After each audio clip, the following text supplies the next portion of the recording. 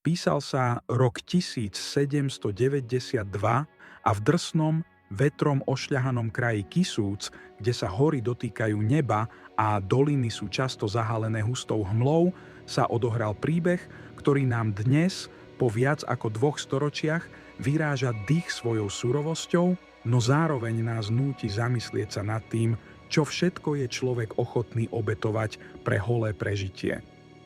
V obci Vysoká, ktorej centrum bolo vtedy s hlukom drevených chalúb učupených pod strmými stráňami, žil mladý, len 25-ročný muž menom Martin Bielčík, ktorého život sa navždy zmenil v jedinom okamihu neovládateľného hnevu a spaľujúcej vášne.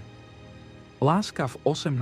storočí mala často inú podobu, než akú poznáme z romantických románov či moderných filmov.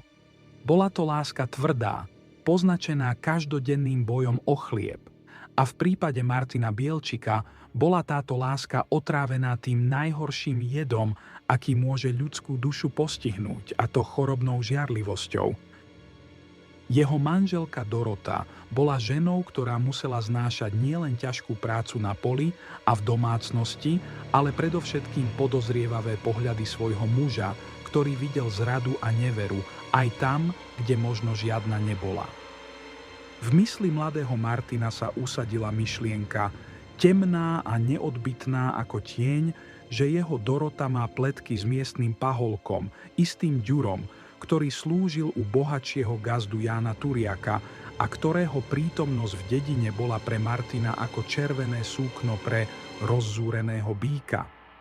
Táto žiarlivosť nebola len tichým trápením, bola to búrka, ktorá sa v ňom zbierala dlhé týždne a mesiace, až kým jedného dňa neprepukla s ničivou silou, ktorá mala za následok tragédiu, o akej si potom ľudia pri priatkách rozprávali ešte dlhé roky. Bol to deň ako každý iný, plný driny a potu, keď sa hádka medzi manželmi vyostrila natoľko, že slová prestali stačiť a k slovu sa dostala hrubá sila, ktorá bola v tom čase na dedinách bohužiaľ častým riešením sporov. Martin Bielčík, zaslepený hnevom a pocitom ukrivdenej mužskej hrdosti, schytil do rúk nástroj, ktorý bežne slúžil na rúbanie dreva a zabezpečovanie tepla pre rodinu, no v tej chvíli sa v jeho rukách zmenil na smrtiacu zbraň. Vzduchom zasvišťala ostrá čepel sekery a tento ťažký železný nástroj, hodený rukou vlastného manžela, zasiahol bezbrannú Dorotu priamo do nohy s takou intenzitou a brutalitou, že jej ostrie preťalo nielen svaly a šľachy, ale presekovalo aj samotnú kosť. Skúste si predstaviť tú bolesť, ten šok a tú hrôzu, ktorá musela v tej chvíli ovládnuť malú drevenicu, keď sa na dlášku začala liať krv a namiesto kriku hádky sa ozval len bolestivý stón zmrzačenej ženy. Spravodlivosť v tých časoch síce nebola rýchla, ale bola neúprosná, a tak Martina Bielčíka čoskoro chytili panskí dráby, spútali ho do ťažkých železných okov a uvrhli do chladného väzenia, kde mal čakať na prísny trest za svoj ohavný čin. Zdalo by sa, že príbeh sa tu končí jasným rozsudkom.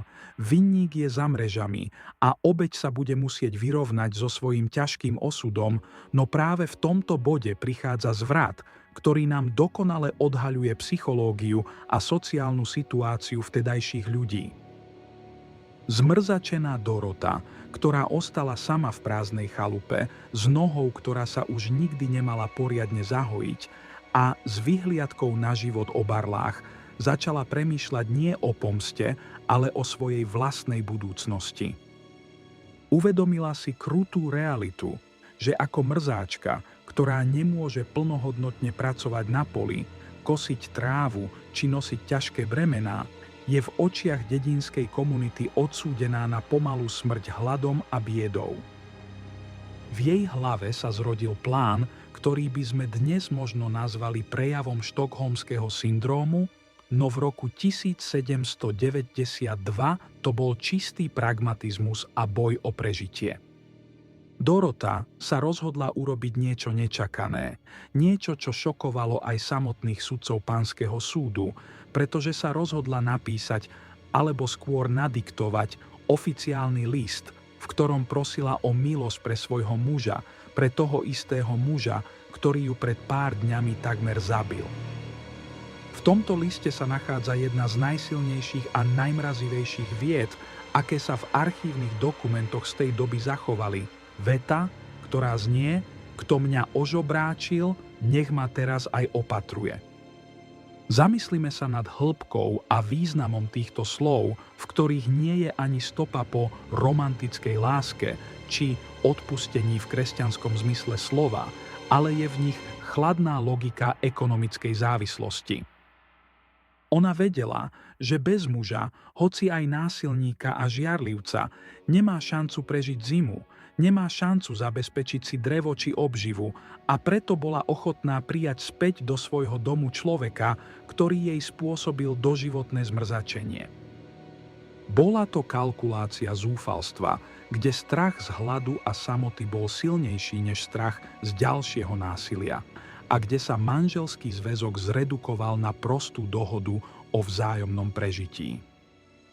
Dorota v liste súdu vysvetľovala, že ak jej muža obesia alebo pošlú na dlhé roky do žalára, ona ostane len bezvládnou žobráčkou na ťarchu obce, zatiaľ čo ak ho pustia, bude mať povinnosť sa o ňu, ako o ním vytvorenú invalidku, postarať až do konca života. Tento príbeh nám nastavuje nemilosrdné zrkadlo doby, v ktorej hodnota ľudského života a dôstojnosti bola často nižšia než hodnota pracovnej sily a schopnosti zabezpečiť rodinu. Súdna stolica sa tak ocitla pred neľahkou morálnou dilemou, či uplatniť literu zákona a potrestať vinníka, alebo vyhovieť prosbe obete a zachrániť ju tak pred sociálnym dnom. Príbeh Martina a Doroty z Vysokej je svedectvom o tom, že minulosť nebola čierno-biela a že vzťahy medzi mužmi a ženami boli často formované nutnosťou, ktorá je pre nás, ľudí 21. storočia, len ťažko pochopiteľná. Je to príbeh o sekere, ktorá síce preťala kosť, ale nepreťala puto závislosti. Puto, ktoré bolo v drsných podmienkach kisúc silnejšie než nenávisť či bolesť. Keď sa dnes pozeráme na tento historický záznam, vidíme v ňom nielen kriminálny čin, ale predovšetkým tragédiu ľudského osudu, kde sa obeť dobrovoľne stáva ochrankyňou svojho kata, len aby prežila ďalší deň.